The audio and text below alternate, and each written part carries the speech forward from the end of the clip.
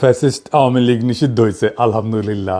অনেকে কইতেছেন না এইটা নিষিদ্ধ না, এটাই আইনত নির্বাহী আদেশের নিষিদ্ধ। আইনিভাবে নিষিদ্ধ হবে যদি আমরা পর্যাপ্ত পরিমাণে প্রমাণ দাখিল করতে পারি আদালতে। তারপরে সারা দেশে এক নতুন মেরুকরণ হইতেছে আওয়ামী লীগের বিচার প্রশ্নে। এই মেরুকরণে বিএনপি ছাড়া ফ্যাসি বিরোধী সবাই রাস্তায় নামিছিল। এই ঐক্যটাই আগামীর বাংলাদেশ। এই ঐক্যের শুরু মার্চ ফর গাজা থেকে। বিএনপি এখানে ছিল কিন্তু না থাকার মতোই, শেষ মুহূর্তে এসে ট্রেনে ওঠার মতো আর কি, লাস্ট মোমেন্টে এসে একটা বক্তৃতা মেরে গেছে। এই আওয়ামী লীগ নিষিদ্ধের আন্দোলনে বিএনপি নাই, ছিল না। বিএনপি আমাদের সাবেকে বলতেছে আমরা আহ্বান জানাইছি, ওনারা আসেন নাই। ফেয়ার এনাফ, ওনারা ওনাদের রাজনীতি ঠিক করে নিছে, ওনাদের জন্য আওয়ামী লীগ নিষিদ্ধ কোনো জরুরি বিষয় না। কিন্তু এইটাই হবে আগামীর বাংলাদেশের রাজনৈতিক ফ্রন্ট, যারা আওয়ামী লীগ নিষিদ্ধের প্রশ্নে মাঠে নামছে। এই ফ্রন্ট যদি দাঁড়ায় যায় তাহলে বিএনপি খুবই মুশকিলে পড়বে এদের সাথে নির্বাচনে মোকাবেলা করতে, কারণ এরাই ভারতীয় আধিপত্যবাদের বিরুদ্ধে আওয়ামী লীগের নিষিদ্ধের পক্ষে। আওয়ামী লীগকে কি নিষিদ্ধ করা উচিত? অনেকে কইতেছে এটা একটা ফ্যাসিবাদী আচরণ। এই প্রশ্নটা আমরা কিভাবে ফয়সালা করব? আমাদের এই প্রশ্নের ফয়সালা করতে হবে আবেগের ঊর্ধ্বে উঠা, কোনো ঘৃণা বা আবেগের বশবর্তী না হইয়া এটা আমাদের ফয়সালা করতে হবে। এমনভাবে করতে হবে যেন ওই কথা কামেলারা কোনো যুক্তি তুলে ধরতে না পারে, বিএনপি যেন পিছলাই যেতে না পারে। বিএনপি আওয়ামী লীগ নিষিদ্ধের প্রশ্নে কোনো শক্ত অবস্থান নিতে পারে নাই, তাই না? এক এক সময় এক এক কথা বলিছে, এক এক নেতা এক এক আর্গুমেন্ট দিচ্ছে, সব কিছুর সার কথা হইতেছে বিএনপি নির্বাহী আদেশে আওয়ামী লীগের নিষিদ্ধ চায় না। গয়েশ্বরবাবু বলছেন যে আজকে আওয়ামী লীগ নিষিদ্ধ করেছে, আগামীতে তারা বিএনপিকেও নিষিদ্ধ করতে পারে। যমুনা আর শাহবাগে না আইসা বিএনপি পলিটিক্যালি লস করলো, কিন্তু এই ছাড়া বিএনপির উপায় ছিল না। এটাই সেই পলিটিক্যাল লাইন যেটা বিএনপি গ্রহণ করেছে। আবার বিএনপির চেয়ারপারসন মানে খালেদা জিয়ার উপদেষ্টার কথা শুনেন, জোগাড়টার কথা শুনেন। না, মিমি সাহেবের যে খেলা জড়াইছে এই ছেলে পেলেদেরকে নিয়ে, আমি তো বলি ন্যাশনাল এনসিপি না, ন্যাশনাল চিলড্রেন পার্টি। এই বাচ্চা কাচ্চারা কখন কি মনে চায়, এখন দুধ খাবো না, একটু পরে চকলেট খাবো, একটু পরে রসগোল্লা খাবো না, খাবো না, দেশটাকে তো এরকম মনে করছে। আর ওই লুটপাট করে কিছু টাকা পয়সা, এরা তো আসলে গড় আছে দর নাই, এইরকম গড়ের ছেলেরা আসছিল এখানে, এবং এদেরকে কালো শক্তি এদেরকে রেডি করিয়া কয়েক বছর এই কাজটা করাইছে। এখন এরা ধরাকে সরা জ্ঞান করে। কয়জন মানুষ আইছে ইউনূস সাহেবের বাড়ি ঘেরাও করবো, পুলিশ বাধা দেয় না, মিলিটারি তাদেরকে দুলাভাই ডাকে, হ্যাঁ আব্বাজান ডাকে পুলিশে, এরা এত আদর যত্ন, মেয়েরা মানে জামাইয়া ধরে নিয়ে আসে। কয়জন লোক হয়েছে এখানে? আওয়ামী লীগের যদি বাধা না দেয়, এখনো যদি বাধা না দেয়, আওয়ামী লীগে ঢাকা সিটির একটা ওয়ার্ড থেকে যে লোক একটা এখানে আসবে ইউনূস সাহেবের এইখানে, অতগুলো লোক তো হয় নাই। কাজে এরা যদি 200-500 লোকে এইভাবে দাবি করে আর রাস্তার মধ্যে বৈশা যদি একটা কোটি কোটি মানুষের একটা রাজনৈতিক দলকে নিষিদ্ধ করে দিতে পারে, ভালো ভালো। কিন্তু এই নিষিদ্ধ তো এই পৃথিবীতে কোনো কারণে কোনো ডেমোক্রেটিক লোক, কোনো গণতন্ত্র বিশ্বাসী লোক চাইতে পারে না। আমার দলও চায় না, আমিও চাই না। এটা তো হইতে পারে। এটা কি করবে তারা? আওয়ামী লীগকে নিষিদ্ধ করলে জনগণ করুক, এ হলো আমার কথা। এরা কারা? এরা কি? ওর কথা আর কইবার চাই না। তো ওই বিএনপি করে নাকি আওয়ামী লীগ করে? আবার মির্জা ফখরুল কি বলেছিল? উনি কইছিলেন আওয়ামী লীগকে নির্বাচনে বাধা এবং নিষিদ্ধ করা উচিত না। কইছিলেন রাজনৈতিক দল হিসেবে কাউকে বাধা দিতে পারি না আওয়ামী লীগ নিষিদ্ধের বিষয়ে ফখরুল। আবার এখন কইতেছেন 18 কোটি মানুষ আওয়ামী লীগকে চায় না। তো উনারা কি বলেন, বুঝা বলেন কিনা আল্লাহ জানেন। আওয়ামী লীগকে নিষিদ্ধ করার প্রশ্নে কেন বিএনপি দ্বিধান্বিত?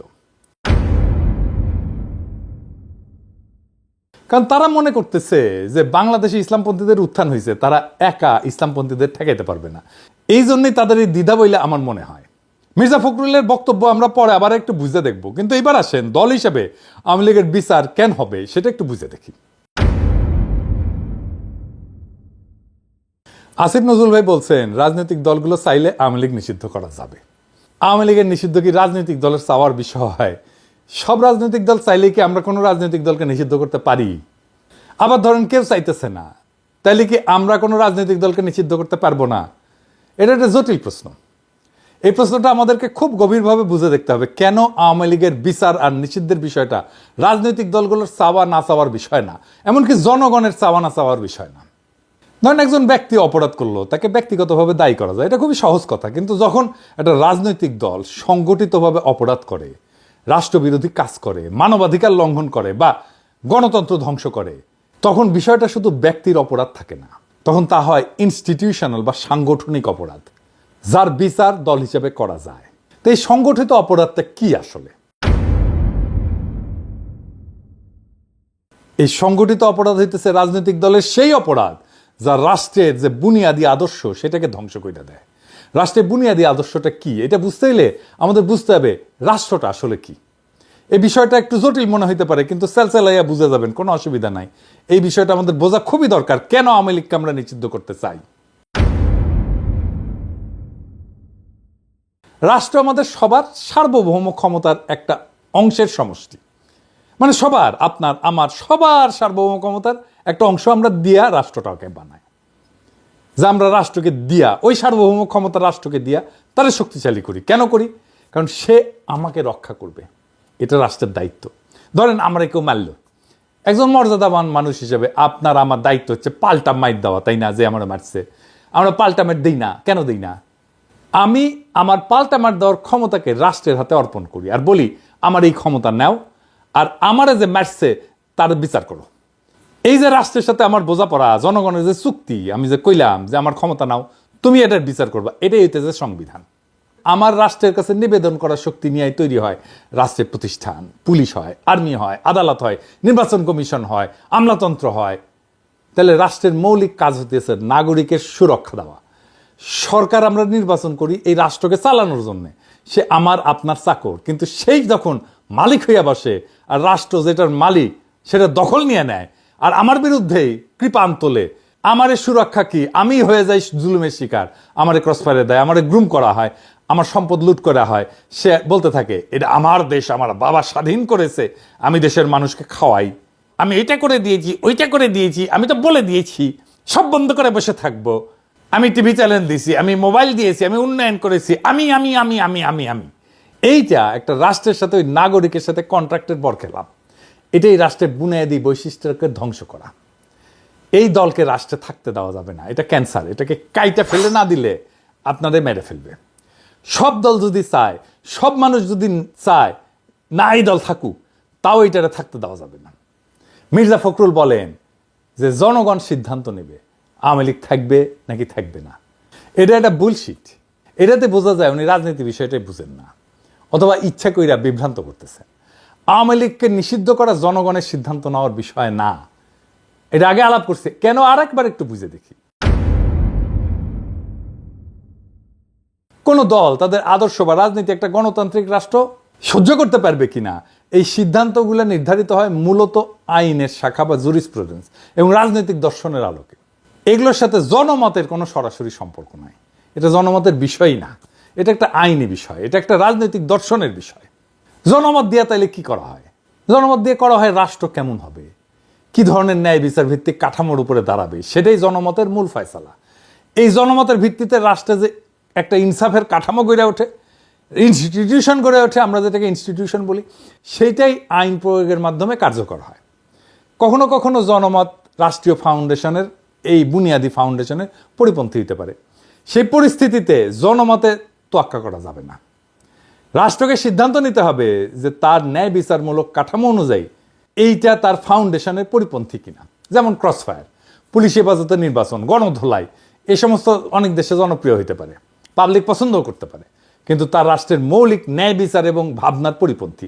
সুতরাং এইগুলা বিচার ব্যবস্থার দৃষ্টিতে খুন, টর্চার, অ্যাটেম্প টু মার্ডার, এইসব ফৌজদারি অপরাধ হিসাবে গণ্য হবে। এইখানে জনমতের দোহাই দিয়া অপরাধের অস্বীকারের কোনো সুযোগ নেই। এই একই যুক্তিতে কোনো রাজনৈতিক দলকে নিষিদ্ধ করা হবে কিনা সেটা নির্ধারিত হবে রাষ্ট্রের মৌলিক ন্যায় বিচার এবং রাজনৈতিক আদর্শের সাথে ওই দল সঙ্গতিপূর্ণ কিনা তার উপরে। জনমত বা অন্যান্য কোনো রাজনৈতিক দলগুলোর মতামত এখানে বিবেচ্য না। যদি আওয়ামী লীগ আদর্শিকভাবে ফ্যাসিস্ট হয় এবং সন্ত্রাসবাদ হয় তাদের রাজনৈতিক কৌশল, তাহলে বিএনপি বা অন্য দল তাদের টিকায় রাখার পক্ষে থাকলেও রাষ্ট্র তাদের নিষিদ্ধ করতে বাধ্য, কারণ এইটা রাষ্ট্রের ফাউন্ডেশনের বিরোধী, এটা রাষ্ট্রকেই ধ্বংস করে ফেলবে। আবার যদি আওয়ামী লীগ এইসব মানদণ্ডে না পড়ে, তাহলে বিএনপি, অন্য দল, জনগণ সবাই বিরোধিতা করলেও শুধু জনমতের ভিত্তিতে তাদের নিষিদ্ধ করা যাবে না। আওয়ামী লীগকে নিষিদ্ধ করাটা ফ্যাসিবাদ না, বরং ফ্যাসিবাদের দোহাই দিয়ে এই ইন্ডিয়ান মাফিয়া দুর্বৃত্তকে টিকায় রাখাটাই একটা ফাতরামি। এরকম ফাতরা বাংলাদেশে অনেক জন্ম নিয়েছে, কথা কামাল একটা সবচেয়ে বড় ফাতরা হয়েছে। ওরে রাজনীতি বুঝাই দিতে হবে, রাজনীতি কি। যদি কোনো দল গণতন্ত্র ধ্বংস করে, নির্বাচনকে নাটকে পরিণত করে, বিরোধী মত দমন করে, গুম খুনকে রাষ্ট্রীয় নীতি বানায়, তবে সেই দল রাষ্ট্রের বিরুদ্ধে অবস্থান নেয় এবং রাষ্ট্রকে ভেতর থেকে ধ্বংস করে। এই ক্ষেত্রে রাষ্ট্রের দায়িত্ব হইতেছে সেই দলকে নিষিদ্ধ কইরা রাষ্ট্রের নীতির এবং গণতন্ত্রের শুদ্ধতা রক্ষা করা। আওয়ামী লীগকে বিচার করার প্রশ্ন উঠলে দেখতে হবে তার রাষ্ট্রীয় গুমের মূল সংগঠক কিনা, তারা নির্বাচন ব্যবস্থাকে ধ্বংস করে ক্ষমতায় ছিল কিনা, তারা প্রশাসন এবং বিচার বিভাগকে দলীয়করণ করেছিল কিনা, তারা রাষ্ট্রের জনগণের সম্পত্তি এটা লুট করছে কিনা, পাচার করছে কিনা, তারা কি গণতন্ত্রের মৌলিক কাঠামো ভেঙে দিছে। এই প্রশ্নগুলোর উত্তর যদি হয় ইতিবাচক, হ্যাঁ, তবে শুধু ব্যক্তি না বরং দল হিসেবে তাদের বিচার হওয়াটা ন্যায্য। রাষ্ট্রের একটা নৈতিক আত্মা থাকে। জন রলস বলছিলেন, a just society is one in which institutions are fair. একটা ন্যায্য সমাজ সেটাই যেখানে প্রতিষ্ঠানগুলো ন্যায্য। যদি কোনো দল রাষ্ট্রীয় প্রতিষ্ঠানকে অন্যায্যভাবে ব্যবহার করে তবে সেই দলের অস্তিত্বই রাষ্ট্রের ন্যায়বোধের পরিপন্থী। এই কারণে আওয়ামী লীগ একটা সংগঠিত অপরাধী শক্তিতে পরিণত হয়েছে, রাজনৈতিক দল এটার নাই। তাই এই সংগঠিত অপরাধী দলকে নিষিদ্ধ করা একটা ন্যায়পরায়ণ রাষ্ট্রের দায়িত্ব, দল না। রাষ্ট্র গুরুত্বপূর্ণ। রাষ্ট্র গণতন্ত্র রক্ষা করতে ব্যর্থ হইলে সেটা তার নিজের আত্মাকে হত্যা করে। আওয়ামী লীগ যদি বারবার প্রমাণ করে তারা গণতন্ত্র, মানবাধিকার, আইনের শাসনকে ধ্বংস করেছে, তবে সেই দলের প্রতি সহনশীলতা নয় বরং আইনি এবং নৈতিক বিচারে নিষিদ্ধ করাই হবে প্রকৃত প্রগতিশীলতা। দেখেন, মুজিবের আমলে এইটা স্বৈর শাসন আনছে না, আবার হাসিনার আমলে ফ্যাসিবাদ। একই দল তো, তাই না? একই দল তো বাকশাল করছে, একই দল হাসিনা করছে, একই দল হাসিনা ফ্যাসিবাদ করছে। এইখানে শাহবাগ, যেহেতু শাহবাগে আন্দোলনটা হয়েছে একটা অংশ, প্রথমে শুরু হয়েছিল যমুনা, পরে তারপর ওখান থেকে শাহবাগে আসছে। এইখানে শাহবাগ নামটা বিএনপি নিয়ে আসছে 2013 সালে জামাত বিরোধী আন্দোলনের আইকন হিসাবে। যে আন্দোলন ফ্যাসিবাদ কায়েম করছিল, বিএনপি কইতেছে শাহবাগে সবাই গেছিল, ছাত্রদল যায় নাই। এটা 6 ফেব্রুয়ারির সংবাদ, মানে শাহবাগ শুরু হওয়ার পর দিন। আর 12 ফেব্রুয়ারিতে বিএনপি শাহবাগকে স্বাগত জানাইছে। হ্যাঁ, ওইটা আর কয় না। হ্যাঁ, বুঝছাও। এইবার বিএনপির লোকেরা বলেন তো, আপনার দল কেন স্বাগত জানাইছিল? বিএনপির অনেকে, আমিও সিপিবির কর্মী হিসেবে শাহবাগে গেছিলাম, আমি সাক্ষী, বিএনপির লোকেরা গেছিল। আমার দল শাহবাগ ত্যাগ না করলেও আমি দল ত্যাগ করে তওবা করেছি, ভুল স্বীকার করেছি ব্যক্তি হিসাবে। বিএনপির লোকেরা আমার শাহবাগের টাইমে স্ক্রিনশট আর আগের ভিডিও নিয়ে লাদায়, দেখায় আর কি, যে দেখো দেখো দেখো কি কইছিল কি কইছিল কি কইছিল। এই নিয়ে আলাপ করবো আজকে। কিন্তু আপনার দল বিএনপি যে শাহবাগের স্বাগত জানিয়েছিল তার জন্য তওবা করেছিলেন, করেন নাই। হ্যাঁ, বেশি ফাতরামো করেন না। হ্যাঁ, বেশি ফাতরামো করেন না, আপনারাই ধরা খাইবেন। শাহবাগ আওয়ামী নিষিদ্ধের আন্দোলনের জায়গা হইয়া তার ঐতিহাসিক পাপ মোচন করেছে। জার্মানিতে একটা জায়গা আছে, রেইনহার্ড হেডরিক প্লাৎস বলে, বার্লিনে। 1930-এর দশকে নাৎসিবাদের জন্ম ওই জায়গাটায়। হিটলারের জার্মানির প্রতীক স্থান ছিল এটা। আর 60-70-এর দশকে এখানেই ছাত্র জনতা নাৎসি অতীতের বিরুদ্ধে এবং সমাজতান্ত্রিক অধিকারের দাবিতে আন্দোলন করে। প্রথমটা ছিল ফ্যাসিবাদের প্রতিষ্ঠার পক্ষে, দ্বিতীয়টা ফ্যাসিবাদের বিচার এবং গণতন্ত্রের দাবির পক্ষে। চীনে দেখেন না, তিয়ানানমেন স্কোয়ার, এখানে কি হয়েছিল? 1949 সালে কমিউনিস্ট পার্টির বিজয় ঘোষণা করা হয়েছিল এবং গণচীনের প্রতিষ্ঠার আনুষ্ঠানিকতা এই স্কোয়ারে হয়েছিল। আবার 1889 সালে, তখন আমরা ছাত্র, কেবল ছাত্র জীবনের শেষ দিকে, সে একই স্কোয়ারে ছাত্র তরুণদের গণতন্ত্র এবং রাজনৈতিক সংস্কারের পক্ষে বিশাল বিক্ষোভ হয়েছিল। পরে সেনাবাহিনী গুলি কইরা সেটা দমন করে। প্রথমটা ছিল কমিউনিস্ট শাসনের প্রতিষ্ঠা, আর দ্বিতীয়টা ছিল কমিউনিস্ট শাসনের অবসানের আকাঙ্ক্ষার আন্দোলন। তো শাহবাগের টাইমে আমি একটা বক্তব্য দিয়েছিলাম, সেটা আরো অনেক দিয়েছিলাম, কিন্তু একটা বক্তব্যই ঘুরে ঘুরে বেড়ায়, আপনারা নিশ্চয়ই দেখেছেন। আগে বক্তব্যটা শোনেন, আমি নিজেই দেখাচ্ছি, শুনেন। একটা জিনিস বুঝতে হবে, Jamaat was not a mere collaborator. Jamaat was part of East Pakistan provincial government. তারা 4টা মন্ত্রী ছিল, commerce, revenue, industry and education. 4টা মন্ত্রী নিয়ে ইস্ট পাকিস্তান প্রভিন্সিয়াল গভর্নমেন্ট, যারা গণহত্যা চালিয়েছে, যারা সেই আর্মিকে, পাকিস্তান বর্বর আর্মিকে নেতৃত্ব দিয়েছে, সেই সরকারের পার্ট ছিল জামাত ইসলাম। সো সেই গণহত্যার, মুক্তিযুদ্ধের সময়ের গণহত্যার সমস্ত অপরাধের নৈতিক এবং বাহ্যিক ব্যবহারিক দায়িত্ব এই সংগঠনটাকে নিতেই হবে। এখন কয় ওরা, দেখে যা কি কইছিল কি কইছিল, আমি ওইটি যা বলেছিলাম তা এখনো ভ্যালিড, আমি এটার পক্ষে। আমি এই কথাটা জামাতকে এখনো বলি, কয়েকদিন আগেই বলেছি। জামাত আমার এলাই হইতে পারে, আমার মিত্র হইতে পারে, কিন্তু তার পলিটিক্যাল মিস্টেকের দায় তো আমি নিব না, কেউই নিবে না। হ্যাঁ, বন্ধু হিসেবে, রাজনৈতিক মিত্র হিসেবে পরামর্শ চাইলে আমি দিতেই পারি, বা পরামর্শ যাতে রাজনৈতিক ভুলকে ট্যাকেল করার জন্য কাজে লাগাইতে পারে, কিন্তু তার রাজনৈতিক দায় তার একান্তই তার, আমার না। আমার মিথ্যার রাজনৈতিক দায় আমি নেব না, কেউই নেবে না। জামাতও আমার মিস্টেকের দায় নেবে না। 1971-এ জামাতের দুইটা বড় ভুল ছিল। না, পাকিস্তানের অখণ্ডতা রক্ষা করতে চাওয়াটা কোনো অপরাধ না, ভুলো না, এটা একটা অনেস্ট পলিটিক্যাল পজিশন। সমস্যা হয়েছে 25শে মার্চ রাতে একটা গণহত্যা হয়েছিল, এটা জামাত নিজেও স্বীকার করে। কি জামাতের ভাইরা, আপনারা স্বীকার করেন না? একটা গণহত্যা একটা জাতির জীবনে খুবই গুরুত্বপূর্ণ ঘটনা। সেই প্রশ্নে আপনাকে ভিকটিমের পক্ষে দাঁড়াইতে হবে, জালেমের বিরুদ্ধে দাঁড়াইতে হবে। জামাত ওই গণহত্যার বিরুদ্ধে কোনো রাজনৈতিক পজিশন নেয় নাই, কোনো বিবৃতিও দেয় নাই। তারপরে আবার কি করছেন, ওনারা মহাসামরা হয়ে সরকারে জয়েন দিলেন। হ্যাঁ, পূর্ব পাকিস্তানের সরকারে।